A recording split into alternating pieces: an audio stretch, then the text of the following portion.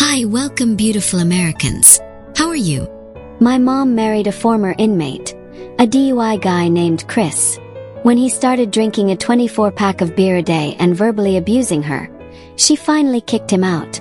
That's when we learned the real truth. He was cheating on her with a coworker, Darla. And Darla was pregnant. When he refused to apologize, my brother, sister, and I agreed on one thing. Mom wanted him gone. We wanted him destroyed. We leveraged his criminal past, his new job, and a simple phone call to the police to send him exactly where he belonged. If you've ever watched someone you love be abused and found yourself powerless, hit that like button, subscribe, and get ready for a story about how a family found justice by simply making a couple of well-placed phone calls. My name is Sonia, and this story begins with a massive red flag I chose to ignore.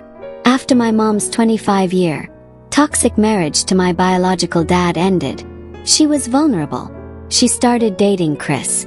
The red flag. My mom was a correctional officer at the county jail, and Chris was a former inmate there, in for a DUI. It should have been a screaming warning, but Chris seemed to make my grieving mom happy, and that was enough for me. My brother, sister, and I all eventually moved in with them, and for a while it was okay. Chris and I even bonded over video games. It felt like we were finally rebuilding a stable home. Then came the first twist in 2017. Chris, due to his DUI, had regular probationary checkups. One day he didn't return. The next phone call was from Texas. It turned out Chris was involved in some serious gang and drug-related crimes involving his family down south. He had been intercepted by the FBI and agreed to testify against his own family in exchange for a lighter sentence. My mom was distraught, but over a year of phone calls, they planned their future together, including his return to his store manager position at the local DQ. Conflict escalation, the mean drunk. When Chris got back, the real problems began. Obviously, he had a history with alcohol, but the stress of the impending Texas trial and his return to work pushed him over the edge. He started drinking heavily. We're talking half a 24-pack of beer a day. Chris was a mean drunk. The fights weren't physical, but they were emotionally damaging. He became a verbally abusive tyrant, quick to snap and unkind with his words. My mom, still making excuses for him, enabled his behavior, claiming the stress of the trial was getting to him. The emotional toll on our home became unbearable. We watched our mom suffer, feeling that gut-wrenching powerlessness as she minimized his abuse. Finally, after several years, she hit her limit. Chris came home absolutely wasted one night. My mom confronted him, and when he couldn't deny the extent of his drinking, she kicked him out. He left to stay with a friend. The unveiling, the pregnant co-worker. The next morning, Mom asked us to gather a few essentials for Chris. While we were sorting through his mess, there was a knock at the door. It was Betty, a co-worker of Chris's, and someone I knew from high school. She was nervous but resolute. Betty sat my mom down and, with a tremor in her voice, laid out the entire sickening truth. Chris was cheating on my mom with another co-worker, Darla. He regularly had Darla perform sexual acts in and around his workplace. Betty had caught them, and Chris, using his position as store manager, had threatened to fire her if she ever told my mom. And the final, crushing blow. Darla was pregnant. My mom's initial shock evaporated into pure, cold fury. She told us to stop gathering essentials. She told us to get everything of Chris's out of the house. We dragged all of his possessions, his clothes, his video games, everything, and dumped the entire pile in the alley behind our house. When my mom called Chris to confront him, he confessed to the entire affair. He even told her he was happy about the pregnancy because he would finally have a child of his own. He refused to apologize for anything. With a police officer present to supervise, Chris collected his humiliating pile of belongings from the alley and drove out of our lives. The family justice, the coordinated strike. My mom was emotionally done. She wanted to dust her hands of him and move on. But for my sister, brother, and me, this wasn't over. We had spent years watching him manipulate, lie, and abuse our mother. We wanted true justice. We wanted Chris to pay for every single ounce of pain he inflicted on our family. Our goal was simple: take away everything he valued. Phase 1: the job. We started with his job.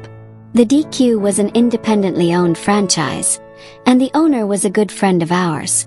We called him and calmly relayed the facts.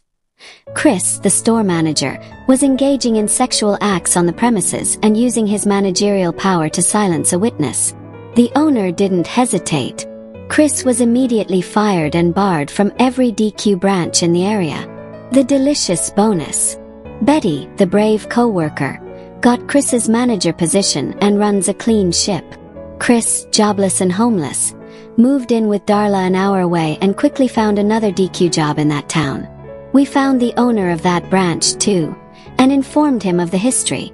Took longer, but eventually Chris lost that job as well. Phase 2: the freedom. This was the checkmate.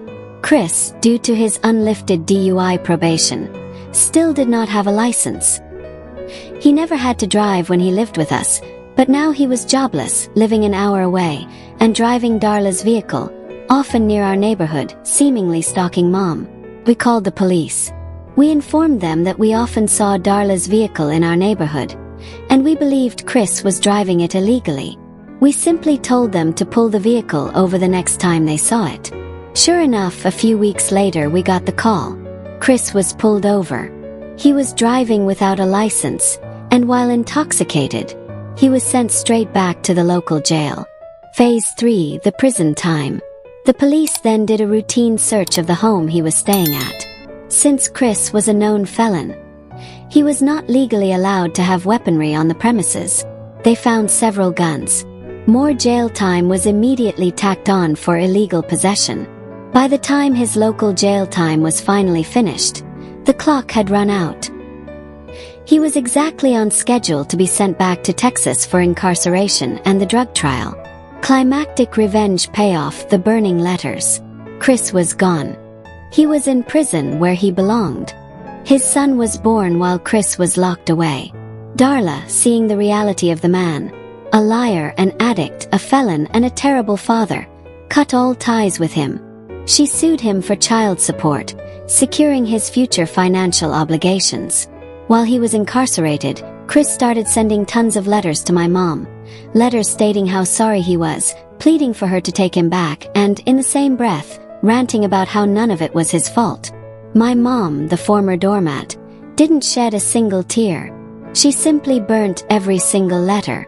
We moved out of state, purchased a new home, and began to build a new life entirely free of Chris's toxicity. He eventually got out of prison, struggled in Kansas, and is now fighting the child support that will tether him to his poor decisions forever.